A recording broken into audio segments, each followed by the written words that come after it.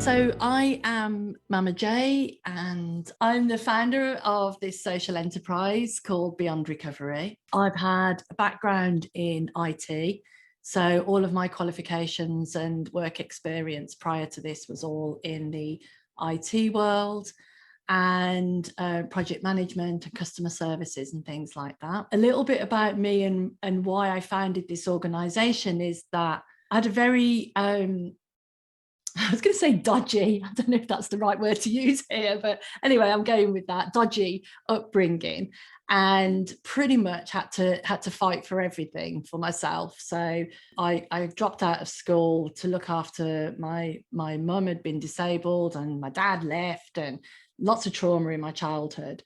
And at the age of 29, when I had a 5-year-old son, I decided that I could make a better life for us. And at that point, I took myself off to night school and then eventually to university. I've got a degree and a master's degree and so on. I clawed my way out of the gutter, is what I used to say to people, and worked very, very hard. And I believed that life was just really difficult, but I was very optimistic, so I just got on with it. And it felt like I was pretty much holding on, by my fingernails much of the time. I was reasonably successful in my career, reached the sort of heady heights of head of operations and customer services, started a business. And as I said, I was just getting on with it. But I always felt a couple of things. One, like I was going to get found out. So I think they call it imposter syndrome. I always felt like, really, why are all these people listening to me? And what about when they find out, that I'm not really that good and I'm just sort of holding on in there?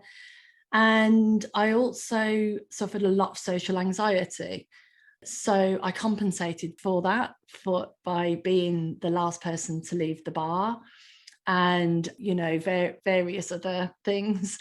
I was high functioning, but often feeling like I was struggling.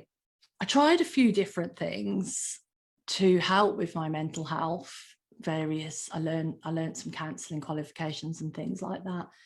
But I actually believe that life was meant to be a struggle. So, I just got on with it. In 2010, I pretty much lost everything. It was just after the financial crash. I was living to the max on everything. I lost everything. I lost my job. I lost my home. I lost my car, my lovely blue Audi TT. I lost everything. And it was the biggest relief ever once I gave it all up, because I no longer had to get out of bed every morning and think, right, I've got to keep going. What do I need to do to get through this week, or to get through this month, or to get through this year? And I didn't have to wear a mask anymore, of who I was and what I was achieving and so on. I'd had a lot of insecurity around not having any qualifications when I was younger.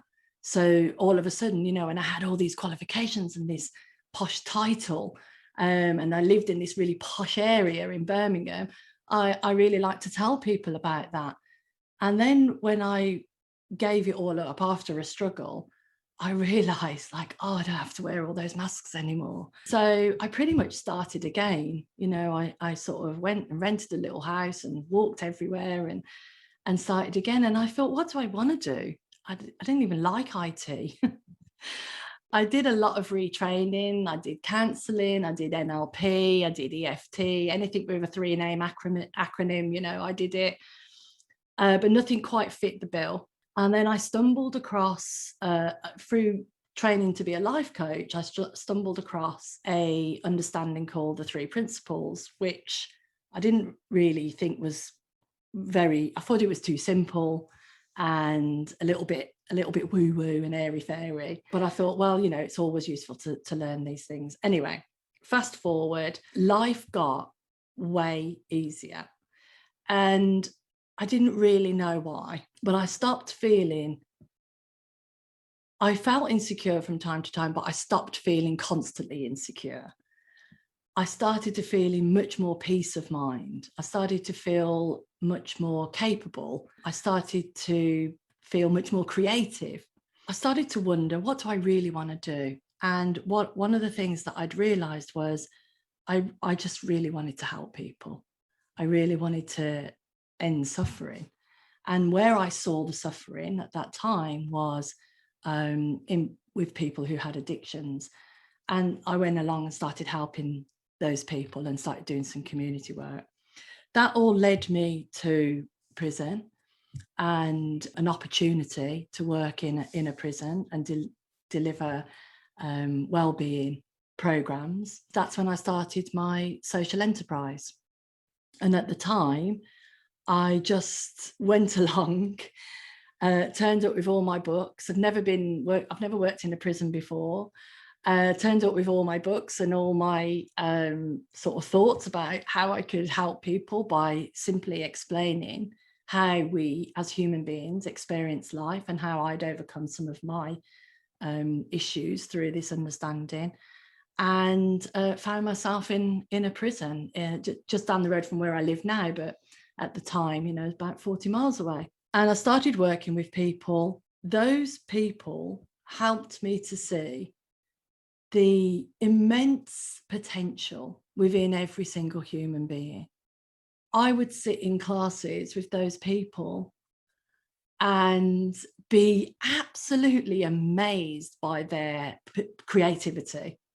When they'd tell me stories about how they would pass things to each other through toilets and under the doors, and make long hooks out of various materials to pick up a nub end that they dropped out the window, and all these really creative things, which sounded like just funny stories. But what I was seeing was this massive resource of untapped potential. And at the same time, I was seeing that the very people I was working with were the people who could make incredible social change, because they lived in those social situations that we all know that are difficult.